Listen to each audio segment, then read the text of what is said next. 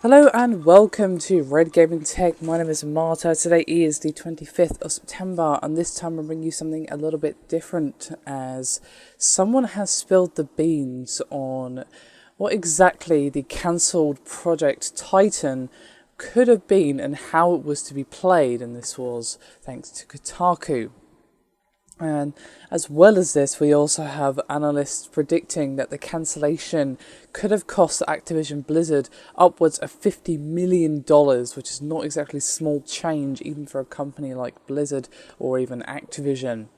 Now, according to ex-Blizzard employees who spoke anonymously to Kotaku, this sci-fi MMO took place on a near-future version of Earth and gave players the option to choose between non-combat and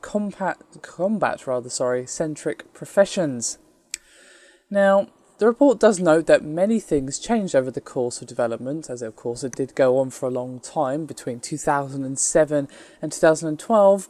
The premise was that the mankind had, quote, successfully fought off an alien invasion, and the end result was a raging war among three remaining factions.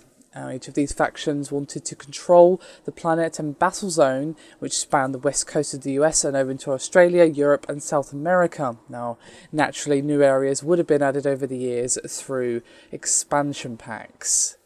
Now, what's interesting is that during the daytime, players would maintain a profession and would only fight opposing factions once they clocked out.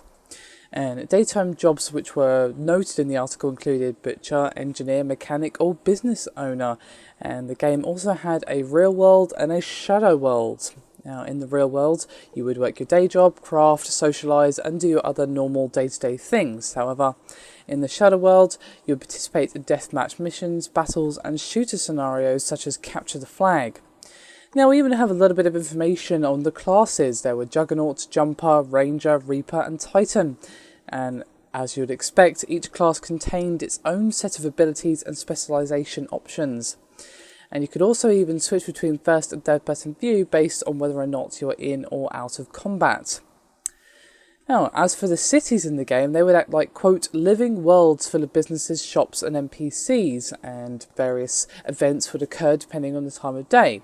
And it was even said by these people that you'd be able to be recognised by NPCs based on prior interactions, such as, say, a shop owner recognising you if you frequent that shop fairly often, which is a nice little touch, and is something that a lot of sort of open world or MMOs lack, is people saying, hey, great job with slaying that dragon the other week or whatever.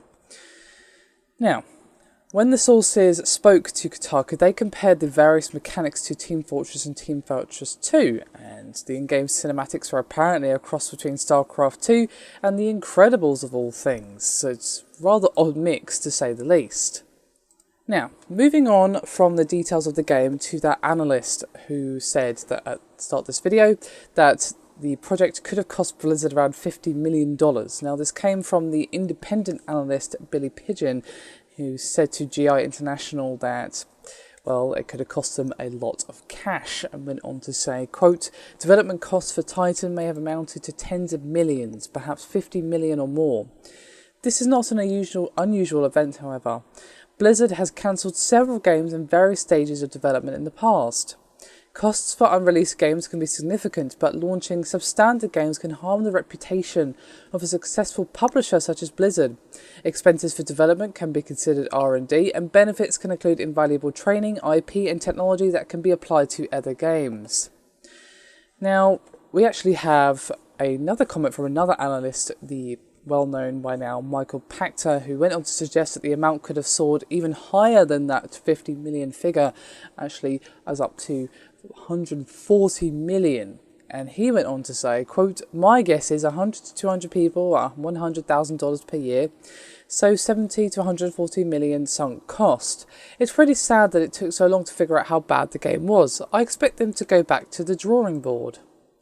And yes, it seems pretty much as a consensus among all analysts that have been giving their 2 cents on the topic that it was a smart move for Blizzard to end the development despite the amount of money spent given the market shift in MMOs. We have another comment from DFC Intelligence's David Cole, who said, quote, "They realised unless a big MMO is out of this world unbelievable, it won't work in today's market where it competes against a bunch of low-cost options.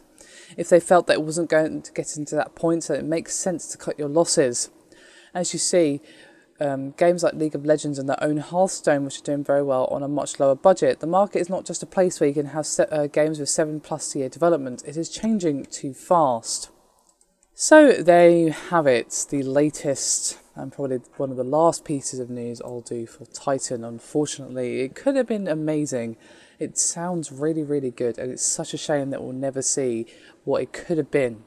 But as much of a shame it is, he does have a point, the analyst, who said, well, you know, it cost them a lot to cut their losses, yes, but what would it have cost them to release the game and have it bomb?